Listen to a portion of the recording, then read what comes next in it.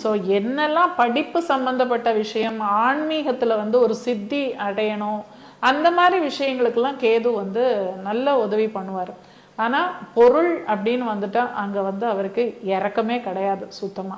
9ஆம் இடம் கேது அப்படிங்கிறது பாக்யஸ்தானம். அகைன் அதுவும் வந்து நம்மளுக்கு ஒரு நல்ல அதிர்ஷ்டத்தை கொடுக்கக்கூடிய பாவம் தான். பட் தந்தை ஸ்தானமாகவும் நம்ம சொல்லப்படுறோம் இல்லையா? தந்தை ஸ்தானம் அப்போ தந்தை மகன் அல்லது தந்தை மகள் யாரா இருந்தாலும் அப்பாக்கும் குழந்தைக்கும் ஒரு நல்ல இணக்கமான ஒரு உறவு இருக்காது. அவங்களுக்குள்ள ஏதோ ஒரு ஃப்ரிக்ஷன் அப்படிங்கிறது இருக்கும்.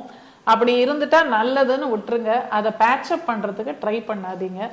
இது வந்து என்னுடைய அனுபவத்திலேயே நான் பார்த்த ஒரு உண்மை. அதனால அப்பா குழந்தைக்கு வந்து ஏதோ உறவுல அவங்களுக்கு வந்து ஒரு கசப்பு இது இருக்கு அப்படின்னா அது அப்படியே இருந்துட்டு போகட்டும்.